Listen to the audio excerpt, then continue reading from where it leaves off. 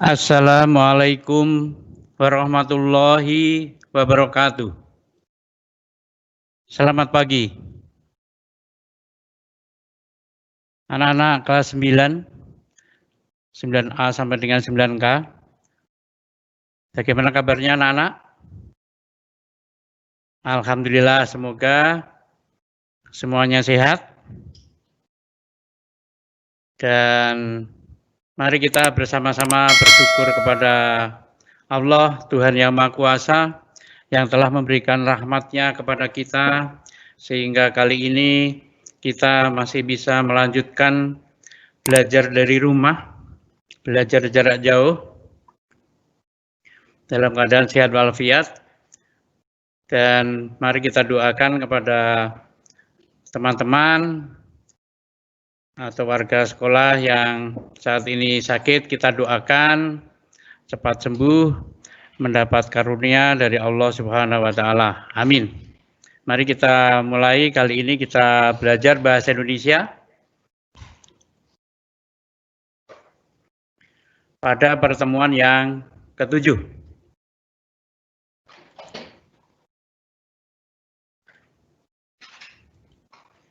Mari kita manfaatkan waktu yang ada ini seefektif mungkin. Kita bersama-sama berkonsentrasi. Anak-anak bisa sambil menyiapkan buku-buku yang diperlukan atau alat tulis. Untuk buku-buku pelajaran, buku terbitan Kemendikbud disiapkan. Kemudian buku Marbi, Mahir Berbahasa Indonesia, disiapkan juga.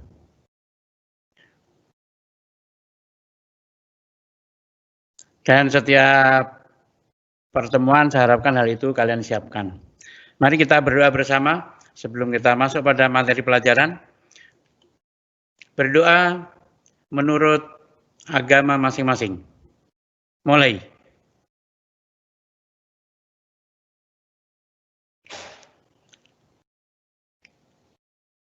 Selesai. Kita mulai. Pada pertemuan yang lalu, pertemuan ke-6, kalian sudah belajar tentang menuangkan gagasan, pikiran, arahan, atau pesan dalam pidato, baik mengenai lingkungan hidup, kondisi sosial, dan atau keragaman budaya secara lisan dan atau tulis dengan memperhatikan struktur dan kebahasaan. Jadi masalah pidato yang lalu sudah kita pelajari. Nah sekarang mari kita ingat kembali, kalian sekarang kan sudah kelas 9. Ketika kelas 7 atau kelas 8, kalian masih ingat kan itu? Belajar tentang cerita.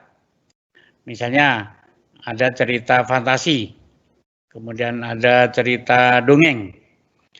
Dongeng ini bermacam-macam juga. Ada fabel, ada mite, ada legenda, atau yang lainnya. Nah, silakan, kalian ingat itu. Jadi cerita itu bermacam-macam. Ada yang cerita lama, yaitu dongeng tadi. Kemudian cerita fantasi. Kalian membuat cerita waktu di kelas 7. Itu sering disebut dengan cerita fantasi karena hasil imajinasi kalian. Nah, selanjutnya kali ini kita belajar tentang cerita juga.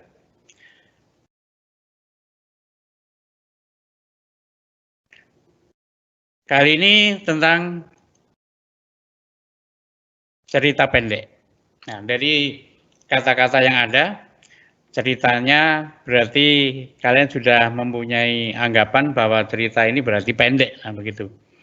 Nah kita bayangkan saja kalau cerita itu pendek berarti tidak panjang lebar. Nah hal ini didasarkan pada kemampuan yang harus kalian miliki, yang sering kita sebut dengan kompetensi dasar, yaitu menelaah struktur dan aspek kebahasaan cerita pendek yang dibaca atau didengar. Terutama dalam hal ini ya, kalau kita menghadapi teks, berarti kita baca.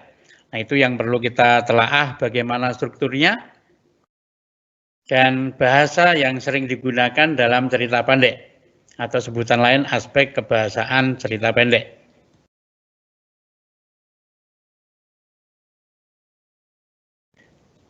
Indikator pembelajarannya, untuk mencapai kompetensi tadi, kita perlu mengetahui yang pertama, fungsi sosial cerpen. Yang kedua, unsur intrinsik atau pembangun cerpen. Yang ketiga, menelaah struktur cerita pendek yang dibaca atau didengar. Jadi susunan ceritanya bagaimana. Dan yang keempat, bahasa yang digunakan dalam cerita pendek. Itu yang harus kita tentukan. Nah, 4 hal utama inilah yang akan kita pelajari kali ini. Karena waktu yang terbatas, mari kita konsentrasi untuk memahami hal-hal tersebut. Nah, hal ini yang perlu kita capai. Jadi setelah pembelajaran nanti, kalian harus bisa menentukan fungsi sosial cerpen. Itu yang pertama. Yang kedua, menentukan unsur intrinsik atau pembangun cerpen. Yang ketiga, menelaah struktur cerita pendek. Dan yang keempat, menentukan aspek kebahasaan cerita pendek.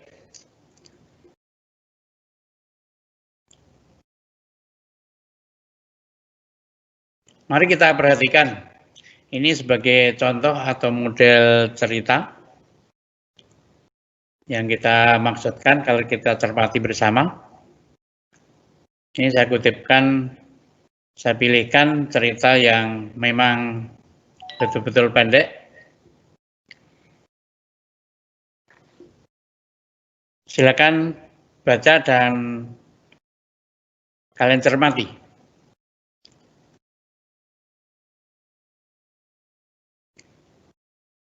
Judulnya Kerja Kelompok. Kehidupan sekolah yang banyak orang bilang sangat menyenangkan, sebenarnya tidak benar seluruhnya. Jika di FTV, kebanyakan anak sekolah memiliki kisah yang ceria tanpa beban. Percayalah, itu bohong. Dika sedang menggaruk rambutnya. Ini sudah batas gue, nggak sanggup lagi, sumpah. Angkat tangan. Ucap Dika sembari mengangkat kedua tangannya. Rey, ini sudah hampir sore, aku nggak boleh pulang sore, ucap Dika.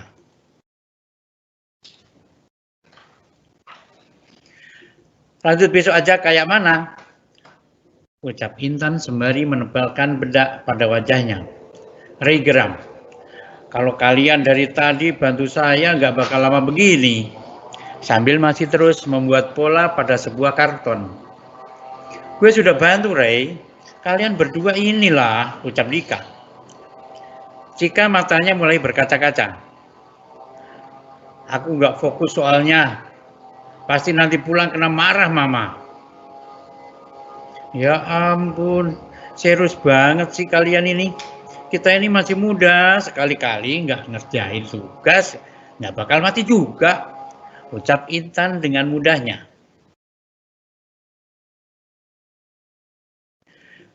Rey membuka kacamatanya. Sekarang begini aja, kalau Cika sama Intan enggak mau bantu, nama kalian dicoret. Cika menangis sedangkan Intan tidak dapat menahan emosi. Dika mulai bingung. Kebiasaan buruk Rey, yaitu terlalu serius, kembali kumat. Jangan mentang-mentang lo pintar ya Rey. Gue gak mau nilai gue anjlok. Cuma karena kalian, ucap Rey dengan wajah datar. Sudah dong. Rey, please, jangan buru-buru, yang lain gak punya otak sepintar lo. Intan juga jangan emosi. Dari tadi lo juga gak bantu. Cuma sibuk dandan. Cika berhenti nangis ya. Dika berusaha menengahi. tugas itu dikumpul masih 3 hari lagi. Rusuh banget, sumpah. Ucap Cika dengan jutek. Kita masih banyak tugas lainnya, bukan cuma tugas ini. Nggak ada jaminan juga kalau selesaiin besok hal kayak gini nggak terulang, ucap Ray. Kayak mana kalau besok kita selesaiin di rumahku saja? Serius, Ray, aku pasti bantu, tapi ajari pelan-pelan ya, ucap Cika sembari menghapus air matanya. Kayak mana, Ray? Tanya Dika. Oke aja, asal Intan besok bantu juga. Iya, gue bantu. Oke, kita pulang. Lanjut besok ya. Pulang sekolah di rumah Dika, ucap Dika. Baik, bagaimana cerita tersebut anak-anak?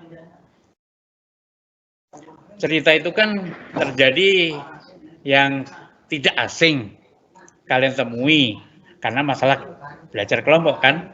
Nah, begitu. Oke, kalian perhatikan cerita tadi.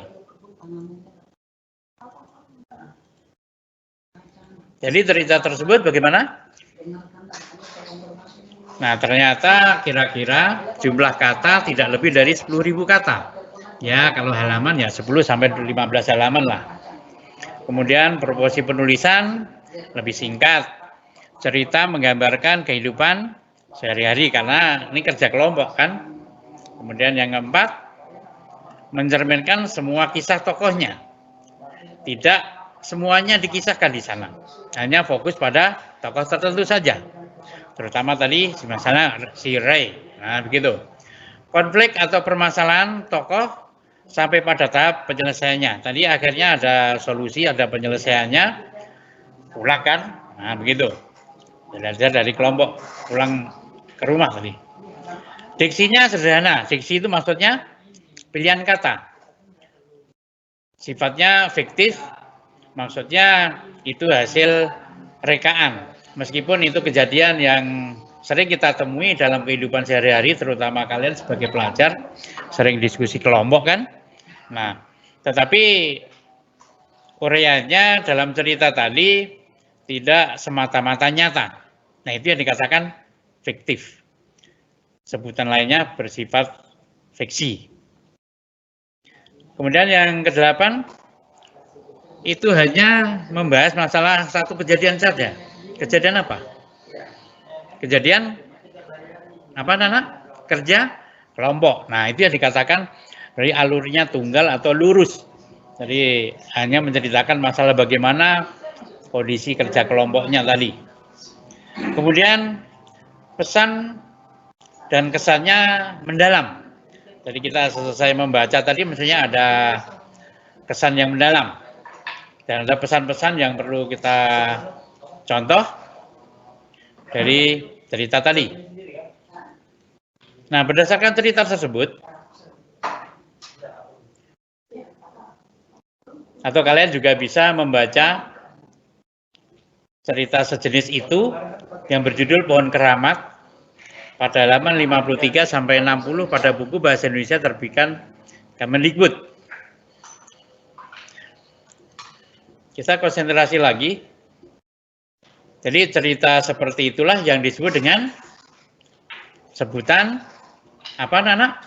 Cerpen atau cerita pendek. Jadi perhatikan tadi, setelah kita amati, berdasarkan ciri-cirinya tadi, ada beberapa hal yang sudah kita perhatikan. Kalau begitu, apakah cerpen itu? Nah, apa kalau kita simpulkan berdasarkan cerita tadi? Nah, cerpen atau cerita pendek adalah bentuk prosa naratif fiktif. Jadi bentuk cerita prosa yang cenderung padat dan langsung pada tujuannya. Naratif ini merupakan teks yang berfokus pada tokoh khusus. Jadi fokusnya tadi pada tokoh tertentu. Ada yang menyebutkan juga cerpen adalah bentuk prosa baru yang menceritakan sebagian kecil dari kehidupan pelakunya yang terpenting dan paling menarik. Nah, tadi dalam kerja kelompok yang diceritakan itu kan bukan masalah materi, tetapi ternyata hubungan antar anggota kelompok tersebut. Nah, terfokus di sana. Nah, karena itu dalam kehidupan sehari-hari sering kita temui bentuk tulisan seperti itu termasuk dalam bentuk cerita bebas yang termasuk kelompok baru, berbeda dengan dongeng yang pernah kita pelajari di kelas 7 atau kelas 8. Karena itu termasuk prosa lama. Nah, sekarang cerpen ini merupakan satu di antara jenis prosa baru. Nah, karena sering kita pahami bahwa cerita pendek itu mesti pendek. Nah, pendeknya ini relatif tentunya. Karena terfokus pada tokoh khusus, kemudian masalahnya juga terbatas pada tokoh-tokoh tadi, itulah yang dimaksudkan dengan pendeknya sebuah cerita tadi. Nah, selanjutnya mari kita kupas, minta kita teliti, nanti kita telaah. Nah, cerpen itu sebenarnya untuk apa?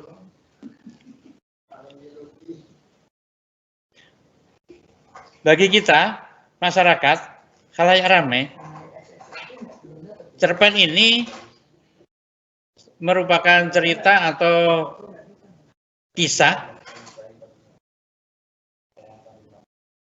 karena mengisahkan kehidupan sehari-hari, menceritakan peristiwa, kejadian. Nah, itu kalau kita baca berfungsi untuk menghibur. Tentunya kalau kita mungkin sedang dalam keadaan tidak enak badan, tidak enak pikiran, nah kita bisa baca cerpen agar kita bisa terhibur. Selain itu kalau kita terhibur seperti masa sekarang, kalian misalnya jemu di rumah, nah silakan banyak-banyak saja, silakan banyak baca cerpen misalnya, nah itu sebagai hiburan. Kemudian yang kedua sebagai pemenuhan rasa keindahan. Nah, kita kalau merasa puas berarti merasa terhibur tadi, akhirnya keindahan muncul dalam diri kita. Kita merasa puas misalnya setelah membaca itu. Nah, selain itu berfungsi untuk pendidikan, bersifat edukatif. Jadi dari cerpen itu bisa kita ambil pelajaran, hal-hal yang tidak baik tidak dicontoh dan yang baik perlu kita contoh. Seperti ada permasalahan tadi dalam cerita awal tadi, dalam kerja kelompok, nah itu ada pendidikan untuk kita bahwa dalam berhubungan dengan orang lain kita tentu harus bisa saling menghargai, saling menghormati, sehingga pekerjaan yang kita kerjakan nanti bisa selesai dengan baik. Selanjutnya yang fungsi terakhir yaitu kita bisa mengambil hikmahnya, sikap-sikap tertentu yang memiliki nilai-nilai moral yang mulia yang perlu kita teladani. Oleh karena itu fungsi yang terakhir yaitu nilai moral bagi khalayak, maksudnya ya bagi kita atau bagi masyarakat. Nah, dengan demikian kita memang perlu juga membaca cerpen. Jadi tentu bermanfaat kalau kita mau membaca cerita pendek atau cerpen ini. Oleh karena itu kita perlu menggali apa cerpen itu. Nah, selanjutnya sebutan lainnya unsur-unsur intrinsik atau pembangun cerpen. Nah, cerpen itu sebenarnya dibentuk dengan unsur-unsur apa? Sebagaimana rumah. Rumah itu kan dibentuk dari berbagai unsur juga. Nah, mulai dari bawah fondasi, ada tiang, ada dinding, ada jendela, dan lain-lain, sampai pada atap. Nah, unsur-unsur itu kan harus ada. Demikian juga dalam cerpen. Inilah yang dikatakan unsur-unsur intrinsik. In itu di dalam. Nah, pembangun atau pembentuk cerpen. Ini yang perlu kita ketahui. Nah, cerpen itu dibentuk dari unsur yang pertama, tema. Apa itu tema? Nah, anak-anak masih tidak asing sebenarnya, karena cerita ini sudah kita pelajari sejak kelas 7. Baik cerita fantasi, dongeng, atau cerita yang lain, nah itu mesti ada tema. Apa itu tema? Anak-anak ingat kan? Ya, kita ingat kembali, tema adalah dasar cerita. Tema merupakan ide atau gagasan dasar yang melatar belakangi keseluruhan cerita yang ada dalam cerpen. Jadi sebutan lain itu ada orang yang menyebut nyawa cerpen. Rohnya cerpen itu di mana? Ya di temanya itu, dasar ceritanya. Misalnya apa? Apakah masalah pendidikan? Apakah masalah moral? Masalah kemerdekaan? Masalah kerjasama seperti kerja kelompok tadi? Nah, misalnya begitu. Nanti apa temanya itu? Nah, gagasan dasar itulah yang disebut dengan tema. Selanjutnya yang kedua, alur atau plot. Apa itu alur atau plot? Karena ini hanya mengulangi, jadi saya mengingatkan kembali ini. Maksudnya secara umum cerita itu masih ada unsur ini juga. Alur adalah urutan jalan cerita dalam cerpen yang disampaikan oleh penulis. Jadi dalam menyampaikan cerita ada tahapan-tahapan alur yang disampaikan oleh sang penulis. Nah, tahapan-tahapan secara umum yaitu yang pertama perkenalan, yang kedua penanjakan atau munculnya konflik, munculnya permasalahan. Kemudian yang ketiga klimaks, ini puncak ketegangan. Jadi ketegangan yang inilah yang sering membuat menarik sebuah cerita, ada puncak ketegangan. Kemudian setelah itu anti klimaks, ketegangan menurun. Dan yang terakhir penyelesaian. Bagaimana penyelesaiannya? Nah, masih berhubungan dengan masalah alur. Alur ini ada 3. Sering orang menyebut jalan cerita, bukan ceritanya berjalan, bukan begitu ya. Tapi intinya itu tahapannya. Ada 3 tahapan. Yang pertama, maksudnya tahapan-tahapan itu kalau disusun ada jenis alur maju. Ini berurutan. Mulai dari tahapan perkenalan tadi dan seterusnya. Jadi alur ini menggambarkan jalan cerita yang urut dari awal perkenalan tokoh, situasi, lalu menimbulkan konflik, hingga puncak konflik atau puncak ketegangan, dan terakhir penyelesaian konflik. Intinya adalah pada alur maju ditemukan jalan cerita yang runtut berurutan sesuai dengan tahapan-tahapannya. Nah, secara ringkas urutannya mulai dari pengenalan di awal cerita, muncul konflik, klimaks, anti klimaks, akhirnya penyelesaian. Nah, jenis yang selanjutnya yang kedua, alur mundur. Alur ini penulis menggambarkan jalan cerita secara tidak urut. Bisa saja penulis menceritakan konflik terlebih dahulu, setelah itu menengok kembali peristiwa yang menjadi sebab konflik itu terjadi. Nah, yang paling mudah ini sering kalian temui di koran-koran, misalnya ada cerita-cerita yang diungkapkan sebagai berita, itu biasanya ditunjukkan hal yang menegangkan dulu, baru kejadiannya apa, sampai seperti apa korbannya misalnya, baru diceritakan mengapa terjadi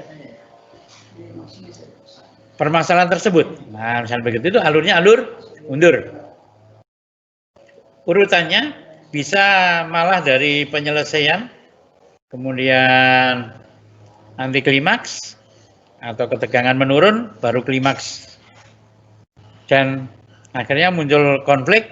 Ternyata setelah muncul konflik baru dikenalkan, ada pengenalan. Nah, ini oleh karena dikatakan alur mundur tadi. Ini malah terbalik dari yang pertama. Selain itu ada yang ketiga, jenis ketiga, yaitu alur campuran atau bisa disebut alur maju mundur. Ini jalan ceritanya diawali dengan klimaks, kemudian menceritakan masa lampau dan dilanjutkan hingga tahap penyelesaian. Pada saat menceritakan masa lampau, tokoh dalam cerita dikenalkan sehingga saat cerita satu belum selesai, kembali ke awal cerita untuk memperkenalkan tokoh lainnya.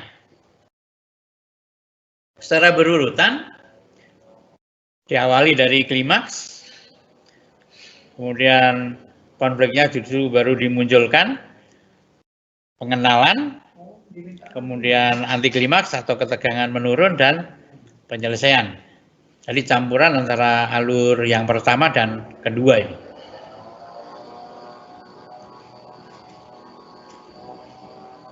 Selanjutnya unsur yang ketiga, tokoh dan penokohan.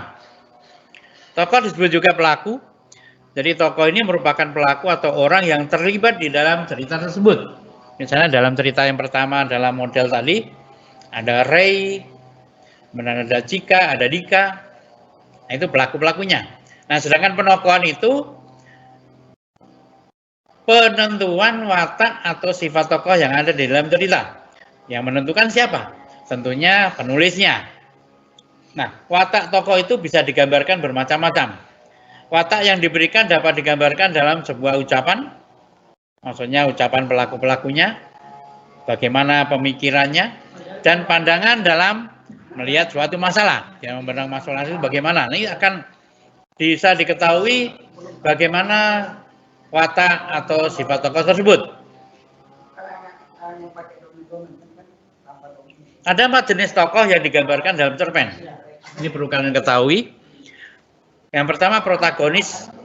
Ini tokoh utama dan biasanya mempunyai sifat yang baik.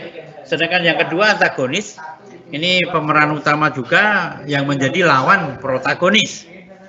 Ini biasanya wataknya negatif karena sifatnya biasanya menentang tokoh protagonis. Dan yang ketiga tritagonis, ini penengahnya. Biasanya konflik yang ada itu ditengahi oleh orang yang arif dan bijaksana. Nah, yang arif dan bijaksana itulah sifat itu dimiliki oleh tokoh tritagonis. Dan yang terakhir figuran. Ini tokoh pendukung yang memberikan tambahan warna dalam cerita. Maksudnya memberikan model cerita menjadi lebih menarik, itu perlu ada tokoh figuran atau tokoh pembantu. Tokoh tambahan, tokoh pendukung, sama saja dengan figuran. Nah, itu yang berhubungan dengan masalah tokoh. Selanjutnya, penokohan watak. Bagaimana pengarang membuat penokohan? Yang pertama, analitik. Intinya, sebuah metode penyampaian oleh penulis mengenai sifat atau watak tokoh dengan cara memaparkan secara langsung. Jadi, di dalam cerita itu bagaimana sifat-sifat tokohnya langsung disebutkan. Misalnya tokoh ini keras kepala. Memang dasar anak ini keras kepala. Misalnya begitu. Nah itu perkataan langsung seperti itu yang dikatakan dengan penyampaian sifat penulis dengan memaparkan secara langsung. Misalnya penakut, ya langsung disebutkan dia penakut, pemberani, pemalu, dan lain-lain. Dan yang kedua dramatik. Ini sebuah metode penyampaian sifat tokoh secara tersirat. Ini biasanya tidak bisa langsung kita ketahui bagaimana sifat tokohnya, tetapi melalui dialog itu bisa kita ketahui. Misalnya dengan pilihan kata yang digunakan oleh pelaku dengan kata-kata kasar, tidak pernah menggunakan nada yang rendah misalnya, kalau kita baca dalam cerpen itu. Nah, kita ketahui sifatnya itu mesti berarti ke arah negatif itu. Misalnya mungkin sifat sombong kah? Atau bagaimana? Yang jelas negatif. Nah, itu bisa diketahui dari dialog antar tokohnya. Atau bagaimana tokoh itu memandang tokoh lain. Nah, itu yang dikatakan tersirat. Jadi tidak langsung kita ketahui penakutkah, keras kepalakah, tidak langsung kita ketahui, tetapi kita harus membaca bagaimana percakapannya atau dialognya. Nah, itu penokohan sebagai unsur Yang ketiga. Yang keempat, latar atau setting. Setting atau latar mengacu pada waktu, suasana, dan tempat.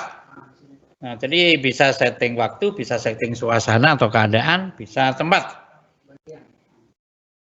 Jadi latar akan memberikan persepsi konkret pada sebuah cerita pendek. Ada 3 jenis latar, yaitu latar tempat, latar waktu, dan suasana. Jadi cerita itu di mana? Cerita itu di desa, di kota, atau di pedalaman misalnya. Nah, itu latar tempat. Kemudian latar waktu, terjadinya cerita itu pada waktu pagi, siang, sore, atau pada waktu penjajahan, pada waktu kemerdekaan, pada waktu sekarang. Nah, pada waktu pagi, sore. Nah, itu waktu. Kemudian suasana, keadaan kacau, keadaan aman, keadaan yang bermacam-macam. Nah, itu sebagai latar cerita itu. Nah, selanjutnya sudut pandang. Bagaimana pengarang menceritakan? Sudut pandang merupakan strategi yang digunakan oleh pengarang cerpen untuk menyampaikan ceritanya, baik itu sebagai orang pertama maupun ketiga. Jadi ini perlu kita kenal bahwa sudut pandang itu untuk kalian ya perlu mengetahui orang pertama. Misalnya menggunakan kata ketik orang pertama. Kata saya ditandai dengan kata saya, aku, beta. Nah, itu cerita itu berarti menggunakan sudut pandang orang pertama. Dan sudut pandang orang ketiga biasanya pelakunya langsung disebutkan oleh pengarang nama-nama, misalnya kata gantinya mereka, dia.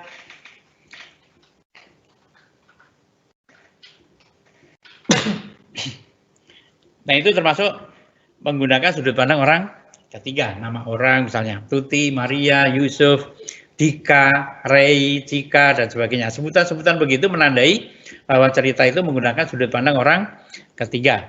Jadi sudut pandang ini bagaimana pengarang menceritakan atau menguraikan permasalahannya dalam cerpen. Yang selanjutnya yang keenam, amanat. Ini pesan moral. Ada pesan apa di dalam cerita itu? Karena semua cerita pasti ada pesan tertentu, pesan moral. Misalnya dalam kerja kelompok dalam cerita yang awal tadi, misalnya berpesan agar kita itu bisa bekerja sama dan saling menghargai, misalnya begitu. Dan yang ketujuh, gaya bahasa. Ini gaya bahasa itu tidak hanya sekadar majas, tetapi ciri khas penulis dalam menyampaikan tulisannya kepada publik. Nah, selanjutnya struktur cerpen. Ini yang perlu kita ketahui. Susunannya itu di awal orientasi, rangkaian peristiwa, komplikasi, dan resolusi. Nah, ini struktur yang perlu kita ketahui. Kita perhatikan dengan seksama model cerita kerja kelompok di atas. Perhatikan mulai dari awal. Di sini dikenalkan secara umum kehidupan sekolah bagaimana, kebanyakan anak sekolah bagaimana. Nah, itu ungkapan di awal sebagai gambaran akan bagaimana cerita itu. Inilah yang merupakan struktur yang pertama, orientasi. Jadi penentuan peristiwa, gambaran peristiwa, latar, dan waktu kisah dikenalkan di sana. Kemudian selanjutnya, Dika sedang menggaruk rambutnya. Ini mulai muncul cerita yang bisa kita tidak menduganya. Kemudian ternyata Dika maksudnya mengatakan kepada Ray, ini sudah hampir sore, aku nggak boleh pulang. Nah, tidak boleh pulang sore. Nah, ini merupakan struktur yang selanjutnya, rangkaian peristiwa untuk menghubungkannya dengan peristiwa selanjutnya sampai pada bahwa ternyata ingin agar kerja kelompoknya itu dilanjutkan besok. Nah, ini mesti rangkaian peristiwa yang merupakan struktur yang kedua. Selanjutnya, cerita selanjutnya, panjang lebar nanti silakan baca kembali. Nah, ini yang disebut dengan komplikasi. Ini muncul rumitan, cerita bergerak seputar konflik, jadi konfliknya mulai rumit. Ini masalahnya ini akan memengaruhi latar, waktu, dan karakter. Nah, tokoh utamanya nanti akhirnya mengarah pada solusi. Jadi komplikasi biasanya lebih panjang ini ceritanya. Dan selanjutnya struktur yang terakhir yaitu resolusi. Seperti contoh yang ada bagian akhir dari cerita itu, ada solusi masalahnya, dan akhirnya diakhiri dengan pulang dan keputusan bahwa kerja kelompok akan dilanjutkan besok di rumah temannya. Nah, misal begitu. Nah, ini resolusi, jadi sudah ada penyelesaian permasalahan. Selanjutnya yang terakhir yaitu aspek atau ciri kebahasan ini yang perlu kalian cermati nanti. Jadi ada kata ganti, ada dialog, kata benda khusus, uraian deskriptif, penggunaan majas, dan pertanyaan retorik. Kalian perhatikan ini. Kata kalian, aku, dalam cerita ini menandai bahwa pengarang menggunakan bahasa, terutama kata ganti orang. Nah, ini kalau kalian, kalian perhatikan dalam percakapan ini berhati-hati. Memang aku ini aku, karena aku ini aku cita, berarti sudut pandang masih sudut pandang orang ketiga, bukan sudut pandang orang pertama. Ini dalam soal kalian berhati-hati ini. Selanjutnya, yang kedua, ini dialog juga. Ini sering kita temui dalam cerpen, seperti contoh. Ini percakapan antara Ray, Dika. Ini merupakan dialog atau percakapan. Ini bisa menunjukkan waktu kini dan waktu lapau. Nah, misalnya ada keterangan, kalau besok kita selesaiin, nah, ini kebetulan menggunakan bahasa gaul anak-anak, bahasa gaul remaja, biasanya menggunakan kata-kata seperti ini. Ciri yang selanjutnya, ini ada sebutan tenis lapangan, tenis meja, dan sebagainya, itu menggunakan kata-kata khusus. Kemudian menyebut beringin, terbesi, ini jenis pohon. Jadi kalian bandingkan itu, ini yang disebut dengan kata benda khusus, karena maknanya khusus. Ini mempunyai makna yang kuat dan khusus. Nah, selanjutnya uraian deskriptif. Ini menggambarkan pengalaman, latar, karakter seperti melihat, mendengar, atau merasakan. Jadi seolah-olah kalian melihat, seolah-olah mendengarkan, seolah-olah merasakan, digambarkan dalam cerita. Nah, ini uraian deskriptif. Atau ada yang mengatakan kalimat deskriptif. Misalnya begini, ini dalam percakapan atau dalam kalimat yang diuraikan oleh penulis. Listrik sudah 4 tahun masuk kampungku dan sudah banyak yang dilakukannya. Nah, yang listrik bisa melakukan sesuatu ini kan hal yang khas, menggambarkan sesuatu.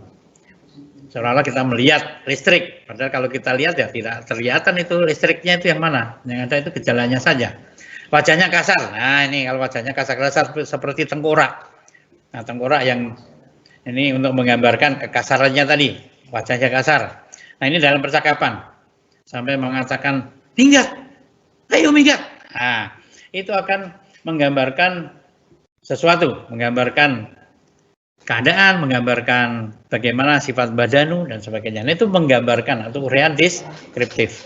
Nah, selanjutnya penggunaan majas. Ini nanti bisa kalian baca.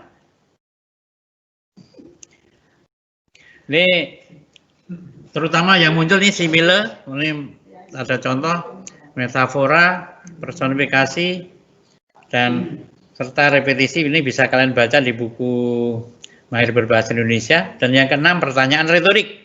Ini ada yang mengatakan retoris, itu tidak baku. Yang baku pertanyaan retorik, bersifat retorika atau berbahasa secara efektif sebagai teknik melibatkan pembaca. Ada yang mengatakan retorik ini kalimat tanya tak bertanya, maksudnya tidak perlu ada jawaban. Kalian saat ini kan mengikuti pelajaran, bukan? Nah, misalnya begitu, itu termasuk retorik. Kalian senang belajar, bukan? Nah, itu tidak perlu dijawab itu sebenarnya. Nah, contoh ini juga.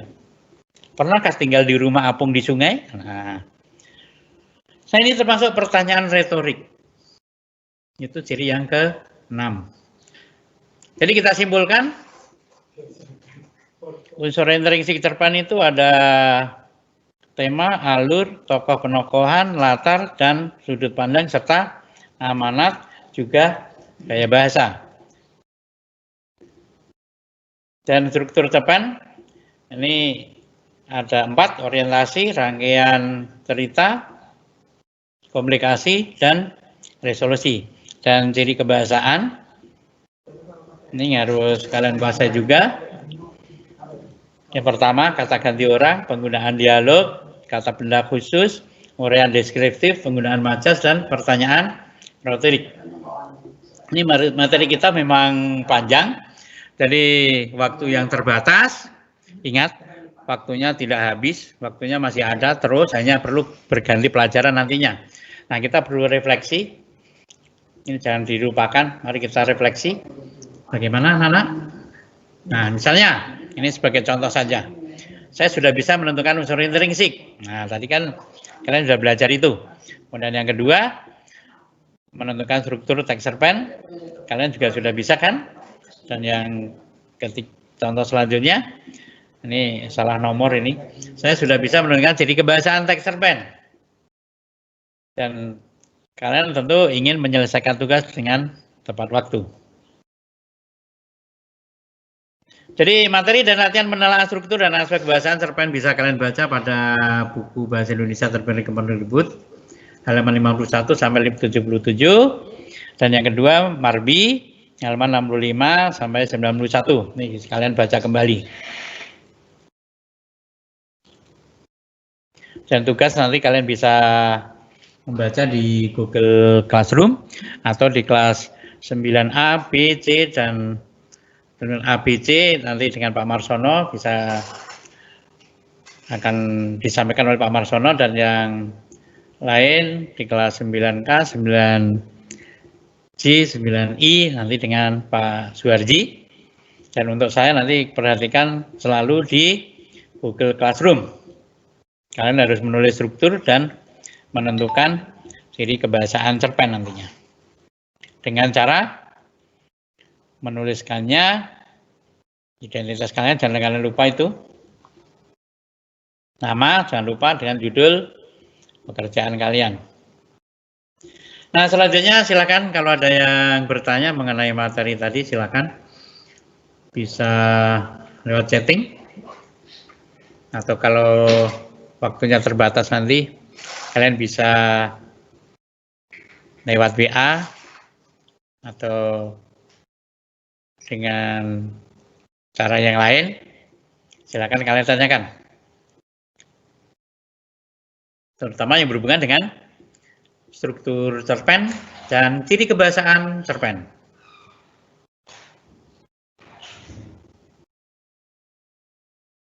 Silakan anak-anak. Ya, baik. Kalau begitu, mari kita akhiri pertemuan kali ini. Pertemuan selanjutnya jangan lupa nanti waktunya menulis cerpen. Jadi mengungkapkan pengalaman dan gagasan dalam bentuk cerita pendek yang akan disampaikan oleh Pak Suharji atau Pak Marsono nanti. Ya, jangan lupa mari selalu jaga kesehatan. Mari kita selalu berdoa kepada Tuhan Yang Maha Kuasa agar kita selalu diberi kesehatan. Oleh karena itu, mari kita tingkatkan imunitas kita dengan mengonsumsi makanan yang bergizi atau bernutrisi. Ikuti protokol kesehatan, selalu kenakan masker jika keluar rumah, jaga jarak, dan cuci tangan. Baik, kita akhiri pelajaran ke-7 Bahasa Indonesia kali ini. Assalamualaikum warahmatullahi wabarakatuh. Selamat pagi, salam sehat.